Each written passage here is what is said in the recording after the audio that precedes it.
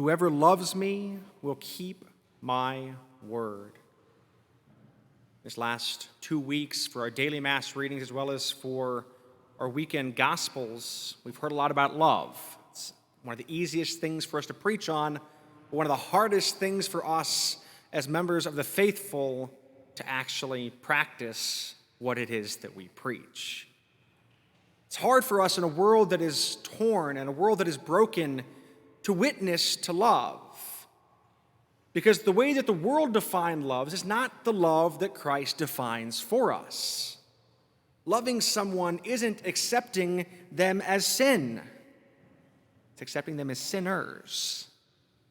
And as my dad used to say to me, how are we called to love the sinner but hate the sin? We're called to embrace each and every child of God as a child of God. But sometimes it gets muddy. Sometimes loving each other muddles how it is to love one another.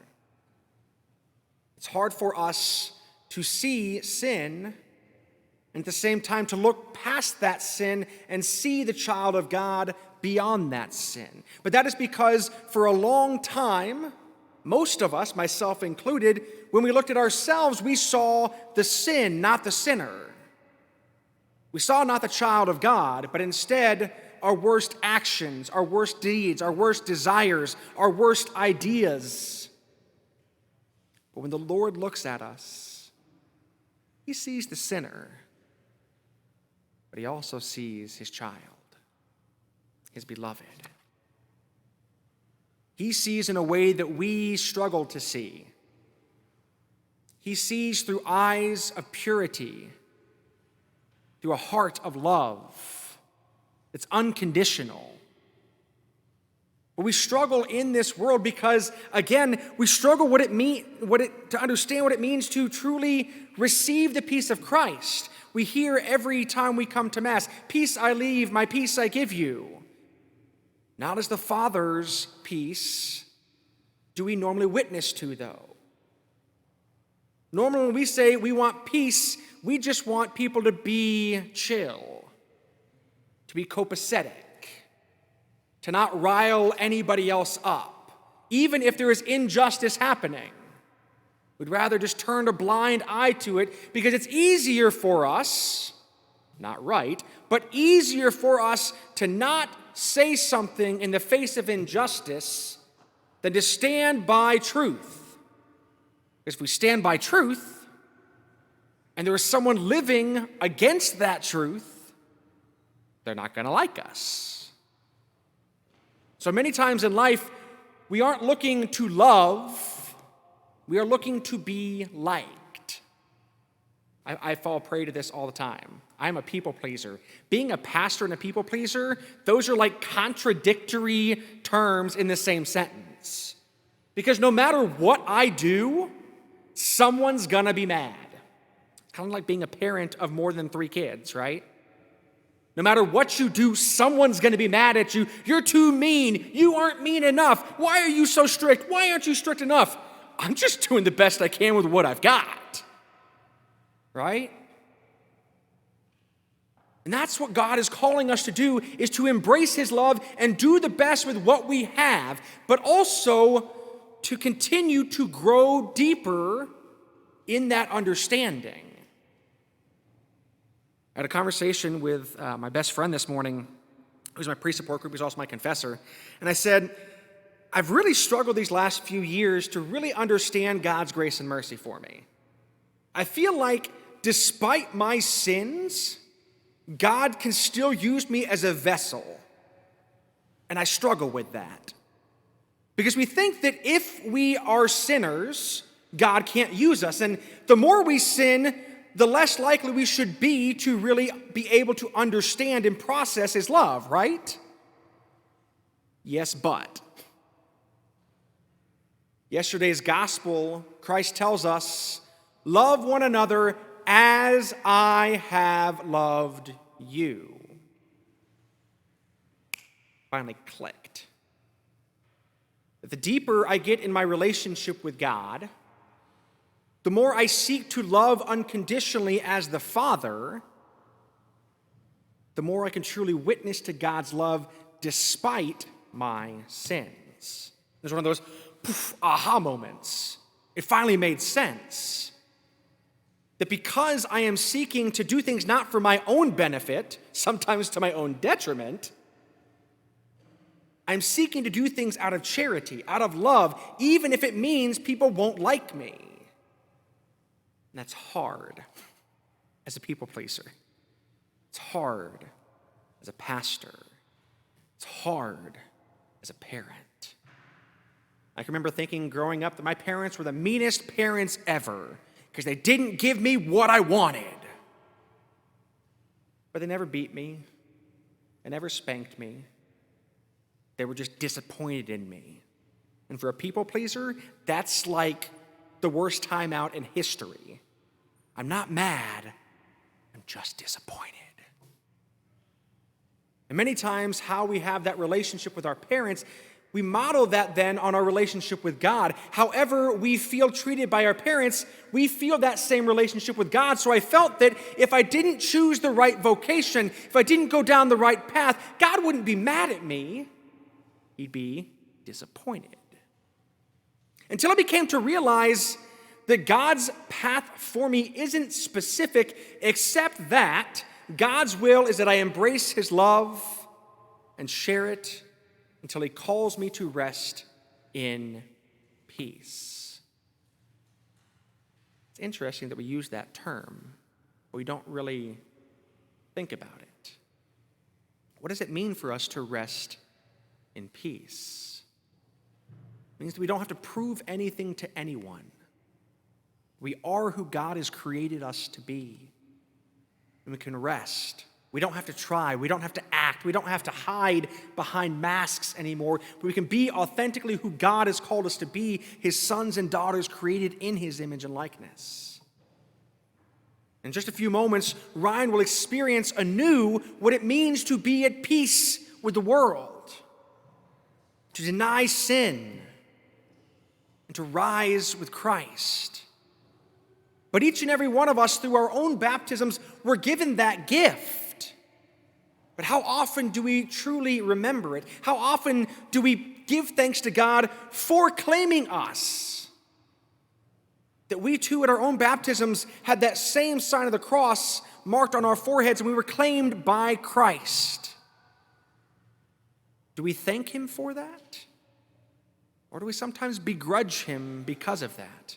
God, because I was claimed by you and by your son, I now have to do X, Y, or Z, or I'm going to hell. Why would you do that to me? If you really love me, why would you put all of these restrictions on me in life? Why would you tell me no? Well, the same reason that my parents tried to take the fork out of my hand when I tried to put it into the electrical socket. Because if you do some things dumb things are going to happen sometimes. When it comes to our lives of faith, we think that we know better than everybody that's ever gone before us. I was listening to NPR the other day, and that's my first problem. But I was listening to NPR the other day, and I heard on there that 90% of ministers in Christian churches did not go to seminary. And I sat there and thought, wow, 8 years back, what would that be like? I wouldn't be preaching the gospel of Christ. I'd be preaching the gospel of Danny. And then we're all doomed. But how many times do we fall prey to what one person thinks about Scripture? That's why I give praise and thanksgiving to God that I was born into the Catholic faith. I didn't have to think, the church thought for me. And that's not to say that they did things for me, but they set up the necessary boundaries for me to try and keep me as much as possible in that peace of Christ, that peace that the world doesn't understand, the peace that doesn't come from the world. That's what the church offers us. Not one priest, not one deacon's understanding of the gospel, but the truth of the gospel found in the words of Christ and affirmed through tradition in faith. So that as members of the faithful, we don't have to just go and say, well, I think this, therefore it's true. We say, no, the church affirms this, therefore we believe it. Even though we may not always understand it, we are called to always go deeper in faith. We don't always understand that no sometimes can be the best answer for us where we are. We saw that happen in the world yesterday, politically. It wasn't a political statement what Archbishop Cordileone did. It was a faith statement when he said, because Nancy Pelosi is objectively preaching heresy, until she repents publicly, she's not in communion with the church. And if we aren't in communion with the church, we shouldn't receive the Eucharist, which is communion in the faith. I mean, when we look at it logically, it's like, oh, that makes a whole lot of sense. Why didn't we think about this beforehand? Because it's hard to sometimes call people to the mat, because there are going to be people that don't like what happened. There are going to be people that riot because of what happened. But just because it's popular doesn't make it right, and just because it's right doesn't make it popular. I've got to continue to remind myself that we cannot be bashful for him who is the way, the truth, and the life. Even if it doesn't line up with our political ideology, we must look to Christ for the truth. The Democratic Party, the Republican Party, are not the party of Christ. I know I've said that before. They both get it wrong. They both get some things right, though. And so how do we affirm those good things and leave behind everything else? It means being courageous. It means standing up and realizing that we may get a lot of backlash for what we're going to say or what we're going to do. Reminds me of somebody that spoke truth in a world that didn't want to hear it, that paid the ultimate price. That we as sons and daughters of God are called to pick up our cross and follow Christ. Follow Christ in his crucifixion, which means we too may be nailed to a cross. We too may be persecuted. We too may be put up on blast, or whatever that new phrase is that these youngins say. But that if we're speaking the truth, we can be at peace. We're speaking the truth. We can be and remain in the love of Christ. And so as we continue through this celebration of the sacrifice of Christ for you and for me, that we celebrate here at the altar, that Ryan is about to enter into in her own death to sin and resurrection, in life, in baptism. May we give praise and thanksgiving to God for saying yes to each and every one of us, because not one of us in this church tonight deserve it. That's the truth. We are all sinners. But by the grace of God, we can be and will be renewed by his blood and by the cross.